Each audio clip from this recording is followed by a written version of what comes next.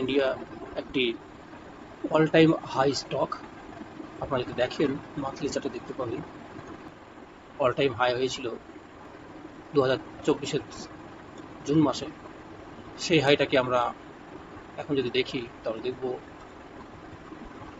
ভেঙেছে অক্টোবরের 25 তারিখে ভেঙেছে, এবং অক্টোবরের 25 তারিখে শুধু ভাঙেইনি, তারপরে সেই স্টকটি পরের মাসেই অর্থাৎ নভেম্বর মাসে এন্ট্রি দিয়েছে।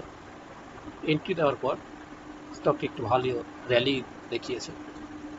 আমরা দৈনিক কিভাবে স্টকটিতে কিনে প্রফিট করতে পারি সেটা নিয়ে আলোচনা করব। আমি মোহাম্মদ শামীম আজাদ, স্টক মার্কেটে দীর্ঘ 5 বছর থেকে আছি।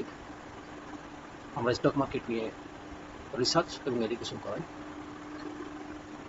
মনে রাখতে হবে আমার এই ভিডিওটি শুধুমাত্র এডুকেশন পারপাসে করা। আপনারা যদি কোনো ইনভেস্ট করতে চান তাহলে আপনাদের ফিনান্সিয়াল অ্যাডভাইজার যিনি আছেন তার কাছ থেকে আপনারা আপনাদের অ্যাডভাইস নেবেন এবং ইনভেস্ট করবেন। কেমন আমরা এখানে একটি লাল দাগ ব্যবহার করেছি, এটি হচ্ছে একটি moving average, 50 moving average. 50 moving অ্যাভারেজে আমরা সাপোর্টে এলে কিনবো। আমাদের টার্গেট হবে 1:2, 1:3।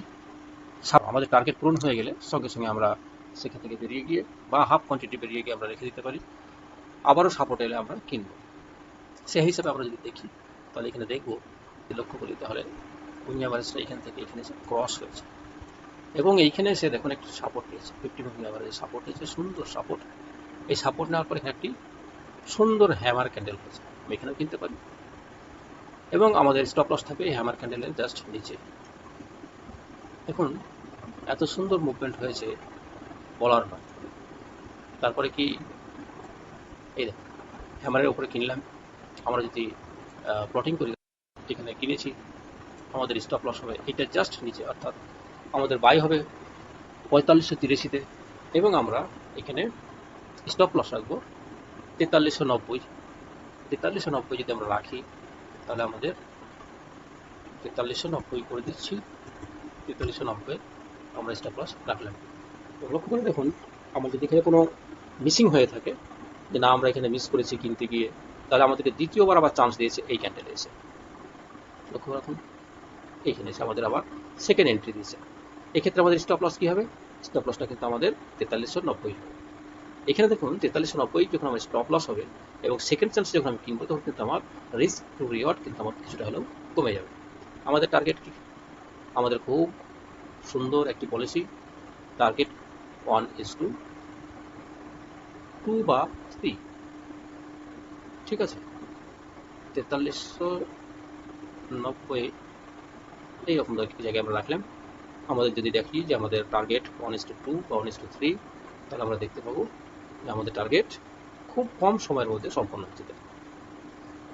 1:2 আমাদের হয়ে গেছে। আমরা কি 1:3 রাখতে পারতাম না? অবশ্যই রাখতে পারতাম। সেক্ষেত্রে আমাদের টার্গেট কখন হয়েছে দেখুন, সেটা খুব তাড়াতাড়ি হয়েছে। তাহলে আমরা কী করবো? আমরা কি বেরিয়ে যাব? হ্যাঁ, বেরিয়ে যেতে পারি। আবার আমরা এই 50 মুভিং অ্যাভারেজের নিচে যদি ক্লোজিং হয় তাহলে সেক্ষেত্রেও আমরা বেরোতে পারি। এই দুইভাবেই আমরা স্টপ লসকে মেনটেন করতে পারি। তবে আমার মতে প্রথম যারা আছেন বা নতুন স্টক মার্কেটে এসেছেন, তারা স্টপ লসটাকে ব্যবহার করুন, এই টার্গেটটাকে ব্যবহার করুন 1:2 হিসাবে। 1:2 হিসাবে যদি ব্যবহার করেন, সেখানে আপনি যদি 10টি কিনে থাকেন, 5টিকে বিক্রি করে দিন, 5টিকে রেখে দেন, এবং দেখবেন এই 5টি আপনার ডবল হয়ে গেছে। কিন্তু যখনই মনে করবেন যে না 10টিই থাক, তখন দেখা গেল যে না আপনার আলটিমেট প্রফিট কিন্তু কমে গেছে। কিন্তু ডিসিপ্লিন হওয়া উচিত, ডিসিপ্লিন থাকা উচিত। ডিসিপ্লিন না থাকলে স্টক মার্কেটে আপনি প্রফিট করতে পারবেন না, কনসিস্টেন্টলি প্রফিট আপনার হবে না, ধারাবাহিকতা থাকবে না। সেক্ষেত্রে আমরা কী করবো?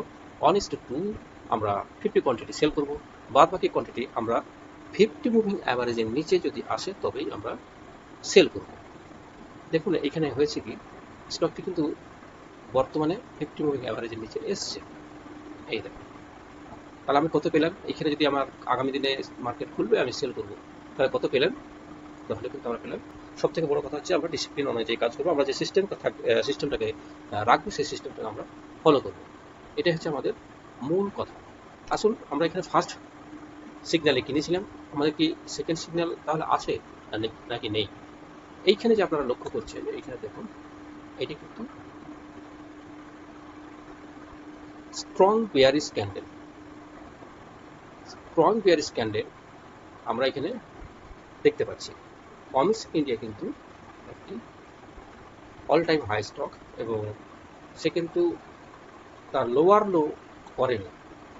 এইটা থেকে আর একটা সুইং পয়েন্ট হয়, এটা যদি সুইং পয়েন্ট হয় আমরা লক্ষ্য করে দেখি, তাহলে দেখবো যে সে লোয়ার পয়েন্ট কিন্তু করেনি। বা সাপ্লাই ডিমান্ড যারা বোঝেন তারা যদি দেখেন, তাহলে কিন্তু আমার ডিমান্ডটা খুব ভেঙে দেয়নি।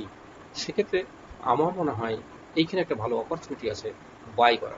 যারা সাপ্লাই ডিমান্ড বোঝেন তারা অলরেডি বাই করবেন। যারা 50 অ্যাভারেজের সাপোর্টে কিনতে চান তারা সোমবারের মার্কেটে দেখবেন এখানে একটি বুলিশ ক্যান্ডেল হচ্ছে কিনা।